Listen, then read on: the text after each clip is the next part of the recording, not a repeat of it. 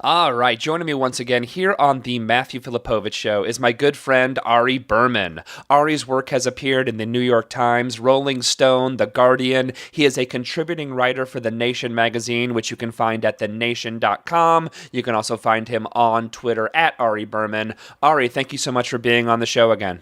Hey, thanks for having me back, Matt. All right, so Ari, you have been tirelessly covering the war on voting for as long as I've known you, essentially, man. And obviously, most people have heard that last week, the Supreme Court of the United States dealt a major, major blow to voting. Why don't you tell us all about it?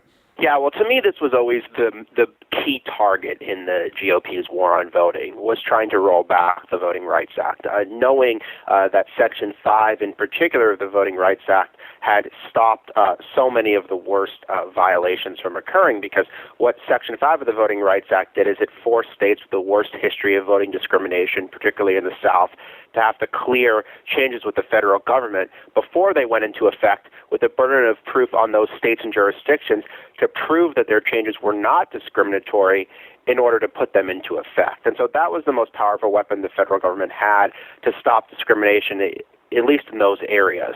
And so there had been this concerted effort ever since Congress reauthorized the law in 2006. It started well before then, obviously, but since 2006, this concerted effort to try to kill the Voting Rights Act in the courts. And conservatives were able to do that last week, because what happened is the court overturned Section 4 of the Voting Rights Act, which is how states are covered under Section 5. So they didn't actually say that Section 5, this preclearance rule, is unconstitutional, but they said that all the states that are covered under it are no longer covered. Thus, Section 5 is basically a ghost until Congress can fix it. So again, describe how Section 4 actually works. I mean, we talked about this before on the show when you were here before, but just give an idea of how actually this preclearance, how Section 4 actually worked, where we actually had these states that had to get this clearance. Because again, actually, I remember reading, you actually wrote at The Nation that, since 2006, 31 discriminatory voting laws have been blocked by the Voting Rights Act, just since it was re-upped in 2006. So how did Section 4 actually work? So the way that Section 4 worked is, in 1965, when the Voting Rights Act was being drafted, at a time when millions of people were unregistered in the South because of things like poll taxes and literacy tests, they tried to figure out which states had the worst history of discrimination in voting and how they could be covered. And they wrote this formula that would cover states based on voter turnout of less than 50% in the 1964 election, and the fact that they had a discriminatory device like a poll tax or literacy test on the books. And that formula allowed them to cover the worst offenders, basically most of the states of the old Confederacy, and then a few other places as well. And then it was updated a few other times in 1968 and 1972, and then it covered places that discriminated against what they called language minority groups. So that covered places like Texas, for example, and Arizona. And what the Supreme Court basically argued is that Section 4 has not been updated to deal with the quote-unquote sort of changing circumstances of America, which I think on the face of it makes some sense, but what the court didn't acknowledge is the fact that Section 4 is actually pretty accurate, given the fact that it's 40, 50 years old. It's working surprisingly well. That the places that in 1965 had the worst records are still doing the most voter suppression today. And we saw that both before the decision, the fact that 6 of 9 states that were fully covered under Section 5 passed new voting restrictions since the 2010 election. And subsequently, in the wake of the decision, 5 of those states are already moving ahead immediately with new voter ID laws. But so the point is that discrimination is ongoing today. What the court could have said is, listen, we've looked at the 2012 election. We saw these long lines and attempts to suppress the vote in places like Ohio and Pennsylvania that aren't covered by Section 5. Maybe the Voting Rights Act needs to be rewritten to include those states as well. But they didn't say that at all. They basically just said this thing needs to be narrowed or eliminated because the problem has been solved at the very time when the problem is getting a lot worse, not better. Yeah.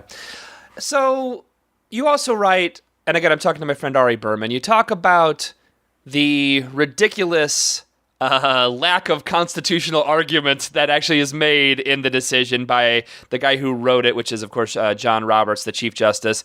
Talk about the hypocrisy in what he wrote in the decision, and how the decision itself it really is pretty ridiculous. Well, I mean, the amazing hypocrisy of the decision was really evident a day later when there was a dissent in the defense of marriage case by both Roberts and Scalia, and Scalia wrote, "We have no power to invalidate this democratically adopted piece of legislation."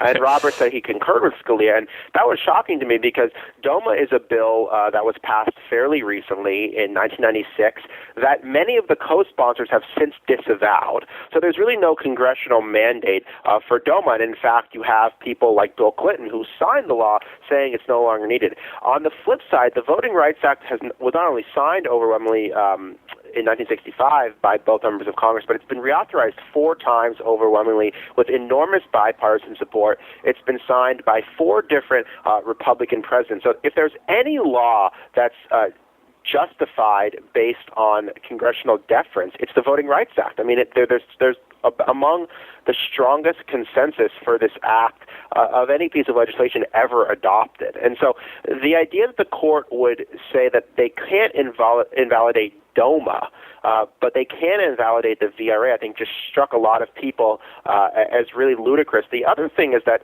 Roberts based his opinion largely on this notion of the equal sovereignty of states, which I think is really problematic for 2 reasons. Number one, that is a notion that has its roots in Reconstruction, when the states that basically caused the Civil War because of slavery, almost divided the nation in half. And so that whole notion of the equal sovereignty of states was obliterated by the Civil War. So it's very ahistorical to begin with. The second thing is there's no real constitutional principle that says this. I mean, the Voting Rights Act basically just enforced the 15th Amendment of 1870, which says that the right to vote cannot be denied on the basis of race. And so the VRA essentially just implemented what should have been law 95 years before that. So it's very obvious what the constitutional justification is. The principle that Roberts relied on is much sketchier, and actually Richard Posner, who's a very preeminent, perhaps the most preeminent legal scholar at the University of Chicago and a judge on the Seventh Circuit, said quite bluntly that there is no principle of constitutional law that Roberts is relying on. So, I mean, I think this opinion is going to go down in history as one of the worst modern-day opinions in the Supreme Court.